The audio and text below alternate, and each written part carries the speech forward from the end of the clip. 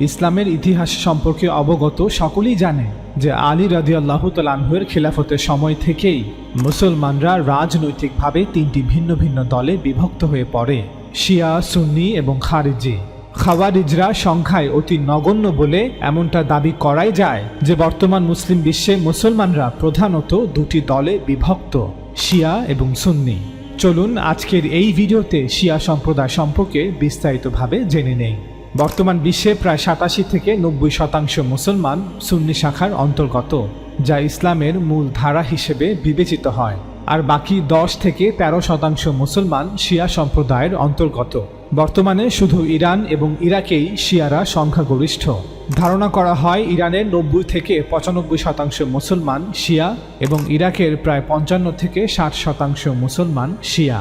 তাছাড়া লেবাননে জনসংখ্যার প্রায় 32% এবং ইয়ামানে প্রায় 35 থেকে 40% শিয়া। কুয়েতের প্রায় 30 থেকে 35%ই শিয়া। তুরস্কে প্রায় 10 থেকে 15% শিয়া সম্প্রদায়ের বসবাস। আফগানিস্তান এবং পাকিস্তানেও 10%-এর বেশি মুসলমান শিয়া। বাহরাইনে প্রায় 55 থেকে 65% মুসলমান শিয়া। শিয়াদের মধ্যে অনেকগুলো ফিরকা আছে, যেমন আমাদের সুন্নি মতবাদের মধ্যে আছে একাধিক ফিরকা। শিয়াদের এই ফিরকাগুলোর মধ্যে সুন্নিদের সবচেয়ে নিকটবর্তী ফিরকা হচ্ছে জায়দি শিয়ারা। জায়দিরা ধর্মতাত্ত্বিক দিক অর্থাৎ আকিদার দিক দিয়ে ওমানের ইবাদি বা খাওয়ারিজ এবং মুতাজিলা চিন্তাধারার, কিন্তু ফিখের দিক দিয়ে তারা হানাফি মাযহাবের নিকটবর্তী। জায়দিদের সুন্নিরা মনে করে শিয়া, আবার শিয়ারা মনে করে তারা সুন্নি। জায়দিরা বিশ্বাস করে যে মুহাম্মদ আল বাকির ইবনে আলীর পরিবর্তে তার ভাই জায়দ ইবনে আলী ইমামতের সঠিক উত্তরসূরি ছিলেন, কারণ তিনি অত্যাচারী এবং দুর্নীতিগ্রস্ত উমাইয়া খিলাফতের বিরুদ্ধে বিদ্রোহের নেতৃত্ব দিয়েছিলেন। জায়দ ইবনে আলী ছিলেন হুসাইন রাদিয়াল্লাহু তাআলা আনহুর নাতি। যেহেতু মুহাম্মদ আল বাকির কোনো রাজনৈতিক কর্মকাণ্ডে জড়িত ছিলেন না, তাই জায়েদের অনুসারীরা বিশ্বাস করতেন যে একজন সত্যিকারের ইমামকে অবশ্যই দুর্নীতিবাজ শাসকের বিরুদ্ধে লড়াই করতেই হবে। ইরাক এবং ইরানের ইসনা আশারিয়া শিয়া এবং ইসমাইলি শিয়া মতের বিপরীতে জায়দি শিয়ারা ইমামদের নিষ্পাপ হওয়াতে বিশ্বাস করে না। এমনকি ঐশ্বরিকভাবে পূর্ববর্তী ইমামের দ্বারা পরবর্তী ইমামের নিয়োগের ধারণাকেও তারা প্রত্যাখ্যান করে।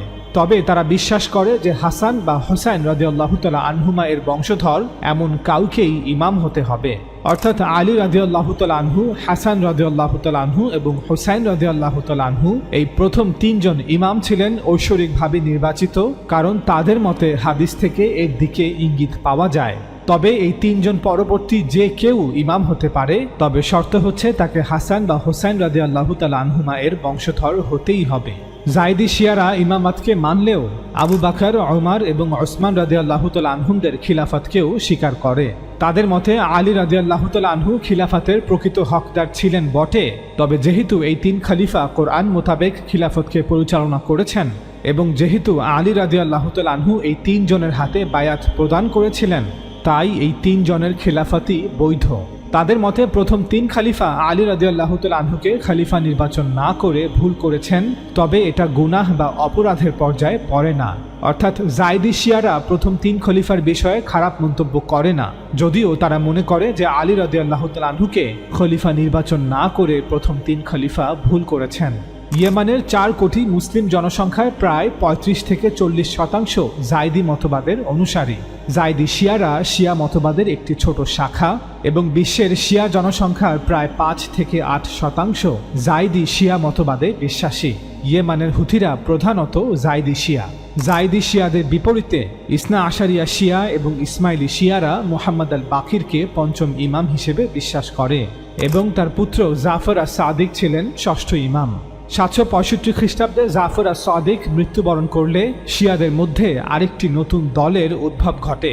এক দল দাবি করে যে জাফর আস-সাদিক তার জীবদ্দশায় তার পুত্র ইসমাইলকে তার উত্তরাধিকারী হিসেবে ঘোষণা করেছিলেন, যদিও ইসমাইল জাফর আস-সাদিক জীবিত থাকাকালীন মারা যান। তাই স্বাভাবিক কারণেই ইসমাইলের ইমামাত নিয়ে প্রশ্ন ওঠে।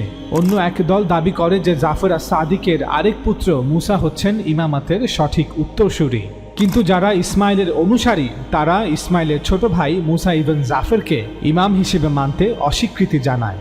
ইসমাইলের অনুসারী হওয়ায় পরবর্তীতে তাদেরকেই ইসমাইলি শিয়া নামে অভিহিত করা হয়। পরবর্তীতে ইসমাইলি শিয়ারা বিভিন্ন সময়ে বিভিন্ন কারণে বিভিন্ন উপদলে বিভক্ত হয়ে পড়ে। তাদের মধ্যে এক দল বিশ্বাস করে যে ইমামাত সপ্তম ইমাম ইসমাইলের মৃত্যুর মাধ্যমে সমাপ্ত হয়ে গেছে, তাই তাদেরকে সাবঈয়া বা 7 ইমামই শিয়া বলা হয়, অর্থাৎ যারা শুধুমাত্র 7 জন ইমামকেই গ্রহণ করেছে। আরেক দল ইসমাইলি শিয়া বিশ্বাস করে যে ইসমাইলের পুত্র মুহাম্মদ ইবন ইসমাইল, যিনি অষ্টম ইমাম মাহদি, তিনি আত্মগোপনে চলে গেছেন এবং তিনি শেষ জামানায় আবার ফিরে আসবেন। আরেক দল ইসমাইলি শিয়া বিশ্বাস করে যে মুহাম্মদ ইবন ইসমাইলের বংশধরদের মধ্য হতে সব সময় ঐশ্বরিকভাবে ইমাম নিয়োগপ্রাপ্ত হয়েছেন এবং তারা আত্মগোপনে থেকে তাদের বিশেষ দায়ীদের মাধ্যমে প্রায় 150 বছর ধরে ইমামগণ এভাবেই গোপনে কাজ করেছিলেন। বলা হয় আব্বাসীয় খলিফারা শিয়া ইমামদের উপর অত্যাচার করত বলেই এই ইসমাইলি ইমামদের গোপনে বসবাস করতে হয়েছিল। পরবর্তীতে 909 খ্রিস্টাব্দে আবু আবদুল্লাহ, যিনি একজন ইসমাইলি ইমাম ছিলেন, তিনি প্রকাশ্যে এসে উত্তর আফ্রিকার বারবারদের সহায়তায় বর্তমান তিউনিসিয়ায় ফাতিমীয় খিলাফত প্রতিষ্ঠা করেন। আবু আবদুল্লাহ আল মাহদি একাধারে আধ্যাত্মিক ইমাম এবং খেলাফতের খলিফাও ছিলেন। ইসলামের 1400 বছরের ইতিহাসে এটিই ছিল একমাত্র শিয়া খেলাফত। সে সময় মুসলিম বিশ্বে একসাথে 3টি খিলাফত ছিল: বাগদাদের আব্বাসীয় খিলাফত, কর্দোবার উমাইয়া খিলাফত এবং উত্তর আফ্রিকার ফাতিমীয় খিলাফত। ফাতিমীয়রা ধীরে ধীরে তাদের খিলাফতকে প্রসারিত করতে থাকে। 669 খ্রিস্টাব্দে আব্বাসীয় বাহিনীকে পরাজিত করে তারা মিশর জয় করে নেয় এবং ফাতিমীয় খিলাফতের রাজধানী কায়রোতে স্থানান্তরিত করা হয়। এক পর্যায়ে তারা ফিলিস্তিন এবং শামের কিছু অঞ্চল সহ গোটা হিজাজ অঞ্চল দখল করে নেয়। ফলে কিছু সময়ের জন্য মক্কা এবং মদিনা ফাতিমীয় খিলাফতের নিয়ন্ত্রণেই ছিল। 909 খ্রিস্টাব্দে ফাতিমীয় খিলাফত প্রতিষ্ঠা হওয়ার পর 185 বছর পর্যন্ত এভাবেই একের পর এক ইমাম এবং খলিফা ঐশ্বরিকভাবে পূর্ববর্তী ইমাম এবং খলিফা দ্বারা নিয়োগপ্রাপ্ত হতে থাকে। কিন্তু অষ্টম ফাতিমীয় খলিফা আল মুস্তানসির বিল্লাহ 1094 খ্রিস্টাব্দে ইন্তেকাল করলে ইসমাইলি শিয়াদের এই উপদলটি আরও 2টি দলে বিভক্ত হয়ে যায়। আল মুস্তানসির বিল্লাহ মারা যাওয়ার পর তার বড় ছেলে নিজার এবং ছোট ছেলে আল মুস্তাআলি রাজনৈতিক ও আধ্যাত্মিক নিয়ন্ত্রণের জন্য একে অপরের সাথে যুদ্ধে জড়িয়ে পড়ে। এই যুদ্ধে বড় ভাই নিজার পরাজিত হলে তাকে কারাগারে বন্দী করা হয়। পরবর্তীতে নিজারের অনুসারীরা দাবি করে যে তার ছেলে উত্তর ইরানে পালিয়ে যেতে সক্ষম হয়েছিল এবং ইরানি ইসমাইলিরা তার ইমামতের দাবিকে মেনেও নিয়েছিল। যেহেতু এই ইসমাইলিরা নিজারির অনুসারী, তাই তাদেরকে নিজারি ইসমাইলি বলা হয়। পরবর্তীতে তারা ইরানের উত্তরাঞ্চলের ছোট একটি অংশে নিজারি ইসমাইলি শিয়া রাষ্ট্র প্রতিষ্ঠাও করে। 1162 খ্রিস্টাব্দে 23তম শিয়া নিজারি ইসমাইলি ইমাম হাসান আলা জিক্রিহিস সালাম কিয়ামতের ঘোষণা করে। সে একাই ইসমাইলি ধর্মতত্ত্ব বা আকিদাকে সম্পূর্ণরূপে পরিবর্তন করে দেয়। সে দাবি করে যে কিয়ামত তার সময়ে সংঘটিত হয়ে গেছে এবং তারা এখন জান্নাতে বাস করছে। সে বলে জান্নাতে আদমের জন্য যেমন কোনো শারিয়াহ ছিল না, ঠিক তেমনিভাবে বর্তমানেও কোনো শারিয়াহ নেই। 1256 খ্রিস্টাব্দে মঙ্গলদের আক্রমণে এই নিজারি ইসমাইলি শিয়া রাষ্ট্র ধ্বংস হয়ে যায়। এই নিজারি ইসমাইলি শিয়াদের 46তম ইমাম ছিল হাসান আলী শাহ। 1830 খ্রিস্টাব্দের দিকে পারস্যের রাজা ফাতে আলী শাহ কাজার তাকে আগা খান উপাধি প্রদান করে। এরপর থেকে সকল ইসমাইলি ইমামদের আগা খান বলেই ডাকা হয়। হাসান আলী শাহের পর ইমাম হয় তার পুত্র শাহ আলী শাহ, এরপর সুলতান মুহাম্মদ শাহ, আর বর্তমানে নিজারি ইসমাইলি শিয়া ইমাম হচ্ছে শাহ করিম আল হুসাইনি। এই নিজারি ইসমাইলিরা তাদের উপাসনার স্থানকে মসজিদ না বলে জামাতখানা বলে থাকে, যেখানে তারা আমাদের মতো নামাজ আদায় করে না, বরং বিভিন্ন গোপন নাম, শব্দ এবং দোয়া পাঠ করা হয়। অর্থাৎ তাদের নামাজ একদমই ভিন্ন আমাদের নামাজ থেকে। এই নিজারি ইসমাইলিরা রমজান মাসের রোজা রাখে না এবং আমাদের মতো জাকাতও আদায় করে না, বরং তারা তাদের ইমামকে প্রতি মাসে তাদের উপার্জনের 10 থেকে 12% প্রদান করে থাকে। এই নিজারি ইসমাইলিরা মক্কাতে হজ পালন করে না, বরং তারা বিশ্বাস করে যে ইমামের সরাসরি সাক্ষাৎই হজ। পরকাল নিয়ে তাদের বিশ্বাসের সাথে গ্রিক ফিলসফির অনেক মিল পাওয়া যায়, যেখানে বিশ্বাস করা হয় যে মৃত্যুর পর কোনো জান্নাত বা জাহান্নাম নেই, বরং আত্মা উন্নতি সাধনের মাধ্যমে মহান সৃষ্টিকর্তার সাথে মিলিত হয়ে যাবে। মূলত এই বিশ্বাসের জনক হচ্ছে হিন্দু ধর্ম এবং বৌদ্ধ ধর্ম, যেখানে বিশ্বাস করা হয় যে মৃত্যুর মাধ্যমে একটি সফল আত্মার মুক্তি বা মোক্ষা লাভ হয়, যেখানে সে ঈশ্বরের শক্তির সাথে অর্থাৎ ঈশ্বরের সাথেই মিশ্রিত হয়ে যায়। এই বিশ্বাসকে বৌদ্ধ ধর্মে নির্বাণ বলা হয়।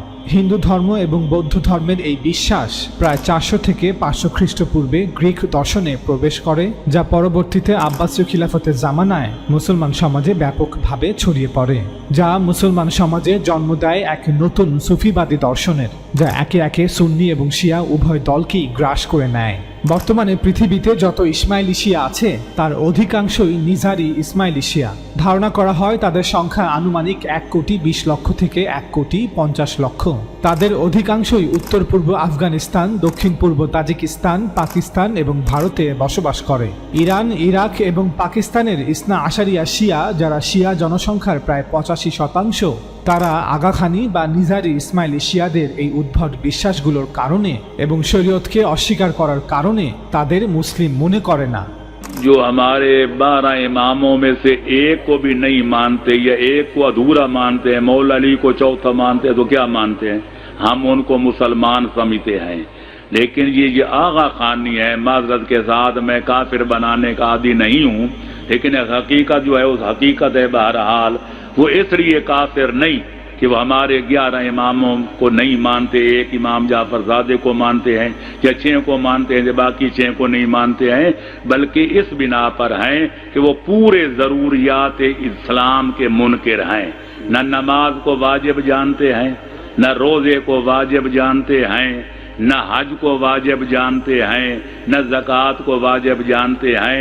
यही वजह है कि शिष्य इमामियों की, आगा खानियों की, हमने उनको करीब से जाकर रियासत हुन्ज़ा में मुफ्ती साहब के दौर में हम गए थे, उन्होंने हमारी दावत भी की थी। हुन्ज़ा के वाली ने जो शिष्य इमामी है, हमने उनसे कच्चा राशन ले लिया था मुफ्ती साहब ने, और उनके हाथ की पकी पकाई रोटी नहीं खाई थी, वो भी उनके इसरार पर। चूँकि वो ज़रूरियात दीन के मुनकिर हैं, नमाज न पढ़ना जुर्म है, लेकिन बंदा काफिर नहीं होता जब तक वजूब का इनकार न करे। रोजा न रखना गुनाह है, लेकिन बंदा काफिर नहीं होता 60 साल रोजा न रखे, लेकिन जब कह दे रोजा वाजिब ही नहीं, फौरन काफिर हो जाता है। हज जो है न करे आदमी वाजिब हो, वो काफिर नहीं, वो गुनाहगार है। लेकिन जिस दिन कहे हज क्या है, ये काले पत्थरों की ज़ियारत क्या है, तुमने जाना है तो फ्रांस जाओ, अमेरिका जाओ, तो इंग्लैंड जाओ, ये क्या करने जाते हो, फिर आदमी काफिर हो जाता है। तो बदकिस्मती ये है कि ये आगा खानी जो हैं, ये नमाज, रोजे, हज, ज़कात हमारे सरगोदे में भी हैं, कराची में भी हैं, फैसलाबाद में भी हैं, लाहौर में भी हैं, कि ढकी छुपी बात नहीं। आप उनको जाकर देख लें, उनका कोई इबादत खाना नहीं, उनके जमात खाने हैं, न कोई मस्जिद, न कोई नमाज, न कोई रोज़ा, न कोई हज, न ज़कात। इसलिए उनको मुसलमान नहीं कहा जा सकता कि वो पूरे मुनके वाजिबात और पूरे ज़रूरियात दीन इस्लाम के मुनकिर हैं। এ তো গেল নিজারি ইসমাইলি শিয়াদের ইতিহাস। চলুন 1094 খ্রিস্টাব্দে আবার ফিরে যাই, যেখানে দুই ভাই নিজার এবং মুস্তাআলী রাজনৈতিক ও আধ্যাত্মিক নিয়ন্ত্রণের জন্য একে অপরের সাথে যুদ্ধে লিপ্ত হয়েছিল। নিজার এবং আল মুস্তাআলীর মধ্যে সংঘটিত যুদ্ধে নিজার পরাজিত হলে আল মুস্তাআলী ফাতিমীয় খিলাফতের সিংহাসন দখল করে নেয়। মুস্তাআলী ইসমাইলিদের মতে সে ছিল 19তম ইমাম। আল মুস্তাআলীর পর তার জ্যেষ্ঠ পুত্র আবু আলী আল মানসুর খলিফা পদে আসীন হয়। মুস্তাআলী ইসমাইলিদের মতে সে ছিল তাদের 20তম ইমাম। 1130 খ্রিস্টাব্দে নিজারি ইসমাইলি গুপ্তচরের হাতে আবু আলী আল মানসুর নিহত হলে মুস্তাআলী ইসমাইলি শিয়ারা আবারও দুটি ভিন্ন দলে বিভক্ত হয়ে যায়, হাফিজি ইসমাইলি এবং তাইয়িবি ইসমাইলি। মৃত্যুর সময় আবু আলী আল মানসুরের 6 মাস বয়সী একটি মাত্র পুত্র সন্তান ছিল। এই সুযোগে আবু আলী আল মানসুরের এক চাচাতো ভাই আব্দুল মাজিদ আল হাফিজ একাধিক মন্ত্রীর সহায়তায় নিজেকে খলিফা এবং ইমাম ঘোষণা করে। যারা আল হাফিজকে ইমাম হিসেবে মেনে নিয়েছে তাদেরকেই হাফিজি ইসমাইলি বলা হয়, আর যারা আবু আলী আল মানসুরের একমাত্র পুত্র আল তাইয়িবকে ইমাম হিসেবে বিশ্বাস করত তাদেরকে তাইয়িবি ইসমাইলি বলা হয়। তাইয়িবি ইসমাইলি অনুসারীদের মতে ইমামতকে শত্রুদের হাত থেকে রক্ষা করার জন্য শিশু আল তাইয়িবকে আত্মগোপনে নিয়ে যাওয়া হয়, তাকে আর কখনো প্রকাশ্যে আনা হয়নি। তাইয়িবি ইসমাইলিরা বিশ্বাস করে যে আল তাইয়িব গোপনে থাকা অবস্থায় মারা গেছেন এবং তার বংশধরেরা এখন পর্যন্ত আত্মগোপনে থেকেই ইমাম হিসেবে কাজ করে যাচ্ছেন। এই ইমামরা তাদের দায়ীদের মাধ্যমে পরোক্ষভাবে মানুষের সাথে যোগাযোগ করে থাকেন। পরবর্তীতে তাইয়িবি ইসমাইলিরাও বিভিন্ন দলে বিভক্ত হয়ে যায়। 1592 খ্রিস্টাব্দে আত্মগোপনে থাকা ইমামের 27তম দায়ী কে হবে তা নিয়ে বিরোধে তাইবি ইসমাইলিরা দুটি দলে বিভক্ত হয়ে পড়ে। ইয়েমানের সোলাইমান বিন হাসানের অনুসারীদেরকে সোলাইমানি বোহরা বলা হয় এবং ভারতের গুজরাটের দাউদ বিন কুতুব শাহর অনুসারীদেরকে দাউদি বোহরা বলা হয়। দাউদি বোহরা সম্প্রদায় হতে পরবর্তীতে আরও একাধিক নতুন দলের সৃষ্টি হয়, যেমন 1621 খ্রিস্টাব্দে পৃথক হয়ে যাওয়া আলাভি বোহরা সম্প্রদায়, 1754 খ্রিস্টাব্দে পৃথক হয়ে যাওয়া হেবতিয়া বোহরা সম্প্রদায়, 1840 খ্রিস্টাব্দে পৃথক হয়ে যাওয়া আতবায়ে মালাক বোহরা সম্প্রদায়। আতবায়ে মালাক বোহরা সম্প্রদায় পরবর্তীতে আবার দুটি দলে বিভক্ত হয়ে পড়ে, আতবায়ে মালাক বাদার এবং আতবায়ে মালাক ভাকিল। 1977 খ্রিস্টাব্দে দাউদি বোহরা সম্প্রদায় হতে আরও একটি নতুন দলের সৃষ্টি হয়। তারা নিজেদেরকে প্রোগ্রেসিভ দাউদি বোহরা বলে থাকেন। এই সবগুলো বোহরা সম্প্রদায় মূলত তাইবি ইসমাইলি শিয়া সম্প্রদায়ের অংশ। তাইবি ইসমাইলিরা নিজারি ইসমাইলিদের ন্যায় ইসলামকে অতটা বিকৃত না করলেও তারা বিভিন্ন বেদাতে লিপ্ত। মুস্তাআলি তাইবি ইসমাইলিরা নামাজ আদায় করে, রোজা রাখে এবং তাদের সামর্থ্যবানরা জাকাত প্রদান করে এবং হজ পালন করে। ধারণা করা হয় যে বোহরা জনসংখ্যা বিশ্বব্যাপী প্রায় 20 লক্ষ থেকে 25 লক্ষ। চলুন এবার জেনে আসি যে হাফিজি ইসমাইলিদের সাথে কি ঘটেছিল। খলিফা আব্দুল মাজিদ আল হাফিজকে ফাতিমীয় সাম্রাজ্যের অধিকাংশ ইসমাইলি শিয়ারাই ইমাম হিসেবে মেনে নিয়েছিল। আল হাফিজ 1132 খ্রিস্টাব্দ হতে 1149 খ্রিস্টাব্দ পর্যন্ত খলিফা এবং ইমাম হিসেবে দায়িত্ব পালন করে। 1171 খ্রিস্টাব্দে সালাহউদ্দিন আল আইয়ুবী ফাতিমীয় খিলাফতকে বিলুপ্ত করে আব্বাসীয় খিলাফতের অধীনে মিশরে একটি আইয়ুবী সালতানাত প্রতিষ্ঠা করলে হাফিজি ইসমাইলি শিয়া মতবাদ পরবর্তী কয়েক দশকের মধ্যে বিলুপ্ত হয়ে যায়। চলুন এবার শিয়াদের মধ্যে সবচেয়ে বড় ফিরকা অর্থাৎ ইসনা আশারিয়া শিয়া বা 12 ইমামের অনুসারে শিয়াদের সম্পর্কে আলোচনা করা যাক। ইসনা আশারিয়া শিয়ারা ইমামিয়া নামেও পরিচিত।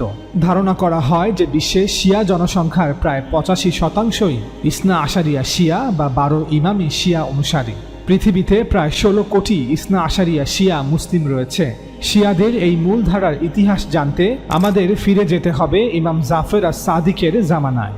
আমরা ইতিপূর্বে বলেছিলাম যে 765 খ্রিস্টাব্দে জাফর আস-সাদিক মৃত্যুবরণ করলে শিয়াদের মধ্যে দ্বিতীয়বারের মতো বিভক্তির সৃষ্টি হয়।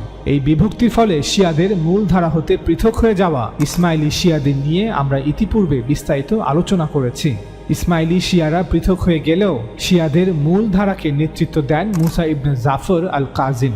তিনি আব্বাসীয় খলিফা আল মানসুর আল হাদি আল মাহদি এবং হারুনুর রশিদের সমসাময়িক ছিলেন। তিনি বেশ কয়েকবার আব্বাসীয় খলিফাদের হাতে গ্রেফতার হন এবং সর্বশেষে তিনি বাগদাদের কারাগারে 799 খ্রিস্টাব্দে মৃত্যুবরণ করেন।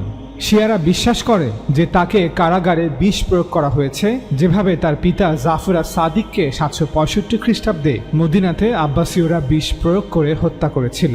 তার মৃত্যুর পর তার ছেলে আলী ইবিন মুসা শিয়াদের মূলধারাকে নেতৃত্ব দেয়। ধারণা করা হয় খলিফা আল মামুন তাকে বিষ প্রয়োগ করে হত্যা করে। আলী ইবিন মুসার মৃত্যুর পর তার ছেলে মোহাম্মদ ইবিন আলী শিয়াদের মূল ধারাকে নেতৃত্ব দেয়। তিনি 840 খ্রিস্টাব্দে ইন্তেকাল করেন। তিনি মৃত্যুর পূর্বেই তার পুত্র আলী ইবিন মুহাম্মদকে ইমামতের দায়িত্ব বুঝিয়ে দিয়েছিলেন। দশম ইমাম আলী ইবিন মুহাম্মদ 868 খ্রিস্টাব্দে ইন্তেকাল করেন। এরপর আলী ইবিন মুহাম্মদের পুত্র হাসান ইবিন আলী বা হাসান আল আসকারি একাদশ ইমাম হিসেবে শিয়াদের এই মূল ধারাকে নেতৃত্ব দেয়। তিনি তার জীবনের একটি লম্বা সময় আব্বাসীয় শাসক কর্তৃক গৃহবন্দী অথবা কারাবন্দী অবস্থায় কাটান। কিছু শিয়া তথ্য অনুসারে হাসান আল আসকারিকে মাত্র 28 বছর বয়সে আব্বাসীয় খলিফা আল মুতামিদের নির্দেশে 874 খ্রিস্টাব্দে বিষ প্রয়োগে হত্যা করা হয় এবং বাগদাদের সামাররা শহরে তাকে দাফন করা হয়। হাসান আল আসকারি কোনো উত্তরাধিকারী না রেখেই মারা যাওয়ার ফলে পরবর্তীতে ব্যাপক বিভ্রান্তির সৃষ্টি হয় এবং এই মূলধারার শিয়া সম্প্রদায় প্রায় 20টি আলাদা আলাদা দলে বিভক্ত হয়ে পড়ে। যদিও প্রায় সবগুলো দলই 100 বছরের মধ্যেই বিলুপ্ত হয়ে যায়, শুধুমাত্র ইসনা আশারিয়া বা 12 ইমামের অনুসারী শিয়ারা ব্যতীত। সে সময় বিভক্ত হয়ে যাওয়া দলগুলোর মধ্যে কেউ কেউ মনে করত যে হাসান আল আসকারির মৃত্যুর মাধ্যমে ইমামত ব্যবস্থার ইতি ঘটেছে। আবার কেউ কেউ মনে করত যে হাসান আল আসকারি কিয়ামতের পূর্বে মাহদি হিসেবে আবির্ভূত হবেন। আরেক দলের মত ছিল যে আল আসকারির মৃত ভাই মোহাম্মদ ইবিন আল হাদি সত্যিকারের ইমাম ছিলেন। অন্য আরেক দল হাসান আল আসকারির আরেক ভাই জাফর ইবন আল হাদিকে ইমাম হিসেবে গ্রহণ করেছিল, যে পূর্বে একবার তার পিতা আল হাদির মৃত্যুর পর নিজের জন্য ইমামত দাবিও করেছিল। কিন্তু হাসান আল আসকারীর অনুসারীদের কারণে সেই দাবি তখন গ্রহণযোগ্যতা পায়নি। ইসনা আশারিয়া বা 12 ইমামের অনুসারী শিয়ারা বিশ্বাস করে যে হাসান আল আসকারীর একজন গোপন দাসী ছিল। সেই দাসীর মাধ্যমে তিনি একটি পুত্র সন্তানের বাবা হয়েছিলেন, যার নাম আবুল কাসিম মুহাম্মদ, অর্থাৎ রাসূল সাল্লাল্লাহু আলাইহি ওয়াসাল্লামের নামে তার নাম ছিল। তিনি 868 খ্রিস্টাব্দের দিকে জন্মগ্রহণ করেন। ইসনা আশারিয়া বা 12 ইমামের অনুসারী শিয়ারা দাবি করে যে তিনি দ্বাদশ ইমাম এবং সর্বশেষ ইমাম আল মাহদি। আব্বাসীয় নিপীড়নের ভয়ে তাকে পূর্ব হতেই জনসাধারণের কাছ থেকে লুকিয়ে রাখা হয়েছিল এবং তার অস্তিত্ব সম্পর্কে শুধুমাত্র আল আসকারীর কিছু বিশ্বস্ত সহযোগীরাই অবগত ছিল।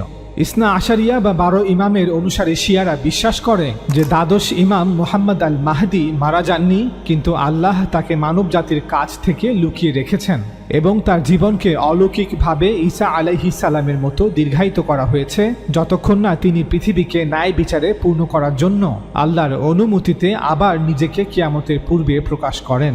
যতক্ষণ না ইমামের জীবন শত্রুদের দ্বারা হুমকির সম্মুখীন না হয় এবং যতক্ষণ না মানব জাতি তার নির্দেশনা গ্রহণের জন্য প্রস্তুত না হয়, ততক্ষণ পর্যন্ত তিনি এভাবেই আত্মগোপনে থাকবেন। ইসনা আশারিয়া শিয়ারা আরও বলেন যে আত্মগোপনে যাওয়ার পর তিনি তার অনুসারীদের সাথে যোগাযোগ রাখতেন, তবে 941 খ্রিস্টাব্দের পর থেকে তিনি আর কারো সাথে যোগাযোগ রাখেননি। আমাদের মতে জাইদি শিয়াদের মতো ইসনা আশারিয়া বা 12 ইমামের অনুসারী শিয়ারাও অবশ্যই মুসলমান, তবে তারা বিভিন্ন বেদাআতে লিপ্ত। তবে নিজারি, ইসমাইলি, আগাখানি শিয়ারা যে মুসলমান নয় এ ব্যাপারে কোনো সন্দেহ নেই। তবে তাইয়িবি ইসমাইলি শিয়া বা বহরা শিয়াদের বিষয়ে আমরা সুধারণা পোষণ করছি। চলুন এবার নিজারি শিয়া বা আগাখানিদের ন্যায় শিয়াদের আরেকটি ভ্রান্ত ফিরকা নিয়ে আলোচনা করা যাক। ইসলামের 1400 বছরের ইতিহাসে শিয়াদের মধ্যে সবচেয়ে উদ্ভট একটি ফিরকা হচ্ছে নুসাইরি ফিরকা, যারা বর্তমানে সিরিয়ার আলাউই হিসেবে বেশি পরিচিত। এই ফিরকার অনুসারীরা নিজেদের শিয়া মুসলিম দাবি করলেও প্রকৃত অর্থে তারা শতভাগ অমুসলিম।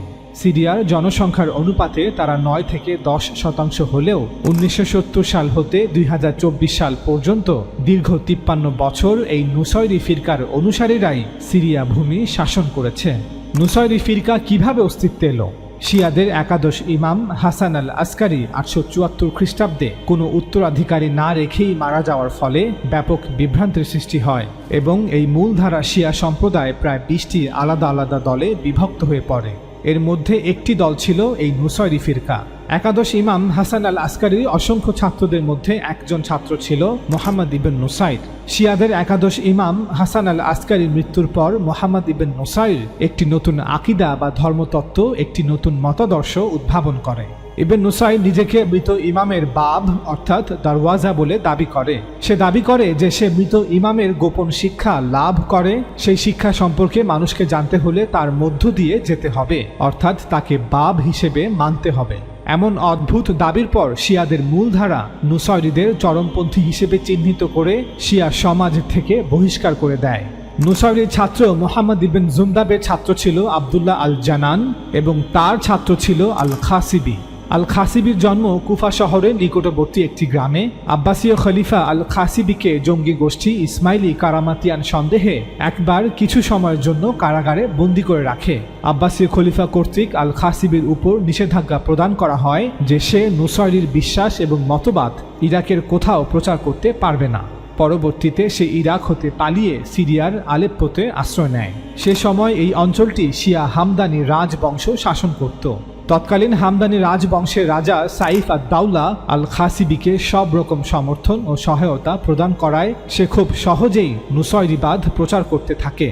এক পর্যায়ে সে সিরিয়ার সমুদ্র উপকূলীয় অঞ্চল লাতাকিয়ায় অবস্থান করে এবং সেখানকার খ্রিস্টানদের একটি ছোট দলের কাছে নুসাইরির শিক্ষাগুলো প্রচার করতে শুরু করে। পরবর্তীতে এই খ্রিস্টানরাই নুসাইরির মতবাদ গ্রহণ করে এবং তাদের বংশধরদেরকেই বর্তমানে আলাউই সম্প্রদায় বলা হয়, যারা নিজেদেরকে শিয়া সম্প্রদায়ের অংশ বলে দাবি করে। শিয়াদের মূলধারা অর্থাৎ ইসনা আশারিয়া বা 12 ইমামি শিয়ারা এই নুসাইরি ফিরকাকে প্রথম থেকেই অর্থাৎ মুহাম্মদ ইবন নুসাইরের সময় থেকেই গুলাত মনে করত। শিয়া সমাজে গুলাত তাদেরকেই বলা হয় যারা পথভ্রষ্ট বা চরমপন্থী। 12 ইমামি শিয়াদের সাথে নুসাইরি ফিরকার আকীদায় অনেক পার্থক্য রয়েছে। 12 ইমামি শিয়ারা বিশ্বাস করে যে আল্লাহ তাআলা এবং রাসূল সাল্লাল্লাহু আলাইহি ওয়াসাল্লাম ইসলামের প্রথম খলিফা এবং প্রথম ইমাম হিসেবে আলী রাদিয়াল্লাহু তাআলা আনহুকে নির্বাচিত করেছিলেন। তারা এটাও বিশ্বাস করে যে আল্লাহ তাআলা এবং রাসূল সাল্লাল্লাহু আলাইহি ওয়াসাল্লামের নির্দেশ ছিল পরবর্তী সকল খলিফা শুধুমাত্র ফাতেমা রাদিয়াল্লাহু তাআলা আনহার বংশধরদের মধ্য হতেই নির্বাচিত হতে হবে। কিন্তু গোলাতরা অর্থাৎ নুসাইরিরা এই সব কিছুর পাশাপাশি এটাও বিশ্বাস করে যে এই ইমামদের মধ্যে স্রষ্টার বৈশিষ্ট্য রয়েছে, অর্থাৎ তারা স্রষ্টার বহিঃপ্রকাশ। ঠিক যেভাবে খ্রিস্টানরা বিশ্বাস করে যে ঈসা মাসিহ হচ্ছেন স্রষ্টার বহিঃপ্রকাশ বা অবতার। শিয়াদের মূলধারা অর্থাৎ ইসনা আশারিয়া বা 12 ইমামি শিয়াদের মতে গোলাতদের এই আকীদা সরাসরি কুফরি। ইসনা আশারিয়া বা 12 ইমামি শিয়ারা বিশ্বাস করে যে এই 12 ইমাম আমাদের মতোই মানুষ, তবে তাদেরকে আল্লাহ তাআলা কর্তৃক নবী রাসূলদের মতোই বাছাই করা হয়, কিন্তু তাদের মধ্যে স্রষ্টার কোনো বৈশিষ্ট্য নেই এবং তারা স্রষ্টার কোনো অবতার নন। ইসনা আশারিয়া বা 12 ইমামি শিয়ারা বিশ্বাস করেন যে এই 12 ইমামের প্রত্যেকেই শুধু আল্লাহর বান্দা মাত্র। আমরা পূর্বেই বলেছি যে শিয়াদের একাদশ ইমাম হাসান আল আসকারের মৃত্যুর পর গোলাতদের অনেকগুলো ফিরকা একে একে অস্তিত্বে আসে, তবে বর্তমানে শুধু একটি ফিরকাই টিকে আছে, আর সেটি হলো এই নুসাইরি ফিরকা। নুসাইরি ফিরকার অনুসারীরা বর্তমানে নিজেদের আলাউই বলে থাকে। আলাউই অর্থ এমন সম্প্রদায় যারা আলী রাদিয়াল্লাহু তাআলা আনহু এর অনুসারী। পৃথিবীতে আলাউইদের সংখ্যা প্রায় 25 লক্ষ বা তার চেয়ে কিছু বেশি। ধারণা করা হয় শুধু সিরিয়াতেই প্রায় 17 লক্ষ আলাউইর বসবাস। তবে এই 17 লক্ষ আলাউইদের প্রায় 70% বসবাস সিরিয়ার সমুদ্র উপকূলীয় লাতাকিয়া প্রদেশে। তাছাড়া তুরস্কে 5 লক্ষের অধিক এবং লেবাননে প্রায় 1,20,000 বা তার কিছু বেশি আলাউই সম্প্রদায়ের মানুষের বসবাস। নুসাইরি বা আলাউইদের সম্পর্কে একটি রহস্যজনক বিষয় হলো এই ধর্মের আলেমরা বা ধর্মযাজকরা তাদের অনুসারীদের নিজ ধর্মের ধর্মতত্ত্ব বা আকীদা শিক্ষা দেয় না। ফলে বিশেষ বিশেষ ব্যক্তিরা ব্যতীত সাধারণ আলাউইরা তাদের ধর্ম বিশ্বাস বা ধর্মের বিষয়ে তেমন কিছুই জানে না। এমনকি যে কোনো নুসাইরিদের জন্য অন্য ধর্মের মানুষের সাথে নিজ ধর্ম বিশ্বাস নিয়ে আলোচনা করা সম্পূর্ণ নিষিদ্ধ। তাদের ধর্ম বিশ্বাস নিয়ে প্রকাশ্যে কোনো বই ছাপা হয় না, তাদের আকীদা প্রকাশ্যে জানানো হয় না, তাদের সমাজে এমন কোনো মাদ্রাসা, স্কুল বা কোনো প্রতিষ্ঠান নেই যেখানে তাদের সন্তানরা নুসাইরি ধর্ম বিষয় শিক্ষা অর্জন করবে।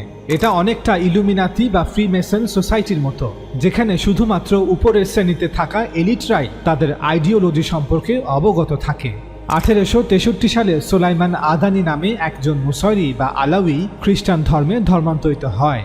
সে ছিল নুসাইরি ধর্মের খাসাতুল খাসা, অর্থাৎ সে ছিল বিশেষ শ্রেণীভুক্ত এলিট ক্লাসের নুসাইরি, যে নুসাইরি ধর্মের আকীদা সম্পর্কে অবগত ছিল।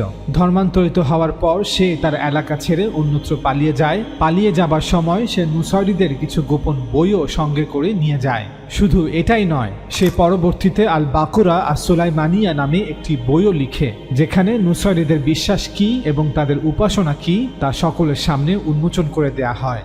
নুসাইরিরা তাদের উপাসনার সময় মদ পান করে থাকে, ঠিক যেভাবে খ্রিস্টানরা তাদের চার্চে উপাসনার সময় মদ পান করে থাকে। নুসাইরিরা বিশ্বাস করে যে হোসাইন রাদিয়াল্লাহু তাআলা আনহুর রক্তকে প্রতীকী হিসেবে এই মদের মাধ্যমে প্রকাশ করা হয়, ঠিক যেভাবে খ্রিস্টানরা ঈসা আলাইহিস সালামের রক্তকে প্রতীকী হিসেবে মদের মাধ্যমে প্রকাশ করে থাকে। সুলাইমান আদানি তার বইতে আরও লিখে, নুসাইরিরা খ্রিস্টানদের মতো ট্রিনিটি বা তৃত্ববাদে বিশ্বাস করে। তাদের ট্রিনিটির প্রথমটি হচ্ছে আল মাআনা বা অর্থ, দ্বিতীয়টি হচ্ছে আল ইসম বা নাম এবং তৃতীয়টি হচ্ছে আল বাব বা দরজা। আল মাআনা হচ্ছে মূল বা আসল, আল ইসম হচ্ছে সেই মূলের প্রকাশ এবং আল বাব হচ্ছে আল ইসম এবং আল মাআনা পর্যন্ত পৌঁছানোর দরজা। নুসাইরিদের মতে আল মাআনা হচ্ছে আলী রাদিয়াল্লাহু তাআলা আনহু, আল ইসম হচ্ছে রাসূল সাল্লাল্লাহু আলাইহি ওয়াসাল্লাম এবং আল বাব হচ্ছে সালমান আল ফারসি রাদিয়াল্লাহু তাআলা আনহু। অর্থাৎ আল্লাহ তাআলা নিজেকে আলী ইবনে আবি তালিব রূপে প্রকাশ করেছেন, নাউযু বিল্লাহ মিন হাযা। অতঃপর আলী ইবনে আবি তালিবের নূর থেকে রাসূল সাল্লাল্লাহু আলাইহি ওয়াসাল্লাম এসেছেন। এরপর এই দুজন হতে সালমান আল ফারসি বাব হিসেবে প্রকাশ পেয়েছে। নুসাইরিদের মতে আল্লাহ তাআলা এভাবে মোট 7 বার আল মাআনা রূপে নিজেকে প্রকাশ করেছেন। প্রথমবার আদম আলাইহিস সালাম রূপে এবং সর্বশেষ বার ছিল আলী ইবনে আবি তালিব রাদিয়াল্লাহু তাআলা আনহু রূপে। এবং আলী রাদিয়াল্লাহু তাআলা আনহুর পূর্বে আল্লাহ তাআলা নিজেকে ঈসা মাসিহ রূপে প্রকাশ করেছিলেন, নাউযু বিল্লাহ মিন হাযা। ইমানিয়াতের বিষয়গুলোর ন্যায় নুসাইরিরা শরীয়তের কোনো বিধানই পালন করে না। তাদের কাছে নামাজ, রোজা, হজ, জাকাত এই সব কিছুই রূপক অর্থ বহন করে। পূর্বের প্রায় সকল 12 ইমামি শিয়া আলেমরা নুসাইরিদেরকে কুফফার বা চরম গোমরাহ বলে মনে করতেন। উদাহরণস্বরূপ 10ম শতাব্দীর বিখ্যাত 12 ইমামি শিয়া মুহাদ্দিস মুফতি আত-তুসি এবং 17শ শতাব্দীর বিখ্যাত 12 ইমামি শিয়া আলেম মুহাম্মদ বাকির আল মাজলিসি। তাদের মতে নুসাইরিরা ইসলামের অংশ নয়, তারা আহলুল বিদআ বা চরমপন্থী। প্রশ্ন আসতে পারে যে নুসাইরি বা আলাউইরা সংখ্যালঘু হয়েও কিভাবে সিরিয়ার রাষ্ট্র ক্ষমতা দখল করতে সক্ষম হলো। এর উত্তর জানতে আমাদের প্রথম বিশ্বযুদ্ধ পরবর্তী সময়কালের ইতিহাস সম্পর্কে জানতে হবে। ওসমানী খিলাফতের ধ্বংসের পর সাইক্স-পিকো এগ্রিমেন্ট অনুযায়ী 1920 সালে সিরিয়া অঞ্চল ফ্রান্সকে দেয়া হয়। সিরিয়ায় এই ফরাসি ম্যান্ডেট আলাউইদের ইতিহাসের মোড় ঘুরিয়ে দেয়। ম্যান্ডেট পাওয়ার পর ফরাসিরা তাদের সশস্ত্র বাহিনীর জন্য সিরীয়দের নিয়োগ দিতে থাকে এবং সংখ্যালঘুদের জন্য আলাদা আলাদা কয়েকটি অঞ্চল গঠন করে, যার মধ্যে আলাউই রাষ্ট্র অন্তর্ভুক্ত ছিল। যদিও আলাউই রাষ্ট্র পরে বিলুপ্ত করা হয়, তবে ফ্রান্সের কারণে নুসাইরি বা আলাউইরা সিরীয় সেনাবাহিনীর উল্লেখযোগ্য অংশ হিসেবে থেকে যায়। সিরিয়া শাসনের সুবিধার্থে ফ্রান্স প্রথম থেকেই এমন একটি গোষ্ঠীকে তাদের সহযোগী হিসেবে চাচ্ছিল যাদেরকে তারা সুন্নি সংখ্যাগরিষ্ঠের বিরুদ্ধে ব্যবহার করতে পারে। তাই ফ্রান্স সরকার আলাউইদের আধুনিক শিক্ষা প্রদান করতে শুরু করে এবং তাদের সেনাবাহিনীতে নিয়োগ করতে থাকে। ফ্রান্স আলাউইদের আলাদাভাবে বিশেষ সামরিক প্রশিক্ষণ দিত এবং সবচেয়ে অত্যাধুনিক অস্ত্রগুলো আলাউইদের প্রদান করত, যা সুন্নিদের দেয়া হতো না। এই সব কিছুর কারণে আলাউইরা একটি বিশেষ বাহিনীতে পরিণত হয়। দ্বিতীয় বিশ্বযুদ্ধের পর 17 এপ্রিল 1946 সালে সিরিয়া স্বাধীনতা লাভ করলেও 1949 সাল হতেই সিরিয়াতে একের পর এক সামরিক কূ সংঘটিত হতে থাকে, যার কোনোটি সফল ছিল আবার কোনোটি ছিল না। এমনই একটি কুয়ের মাধ্যমে 1970 সালে হাফিজ আল আসাদ সিরিয়ার ক্ষমতায় আসীন হয় এবং এভাবেই আলাউই ধর্মের অনুসারী আল আসাদ পরিবার কর্তৃক সিরিয়া নিয়ন্ত্রিত হতে শুরু করে। 2000 সালে হৃদরোগে আক্রান্ত হয়ে হাফেজ আল আসাদ মৃত্যুবরণ করলে তার পুত্র বাশার আল আসাদ সিরিয়ার সিংহাসনে আসীন হয়। সিরিয়ায় জনসংখ্যার অনুপাতে আলাউইরা 9 থেকে 11% হলেও সরকারের প্রশাসনে তারা প্রায় 75% পদ দখল করেছিল। স্বৈরাচার হাফেজ আল আসাদ এবং বাশার আল আসাদের 54 বছরের শাসনামলের পর 2024 সালে সুন্নি বিদ্রোহীরা স্বৈরাচার বাশার আল আসাদকে ক্ষমতাচ্যুত করে এবং সিরিয়া হতে পলায়নে বাধ্য করে।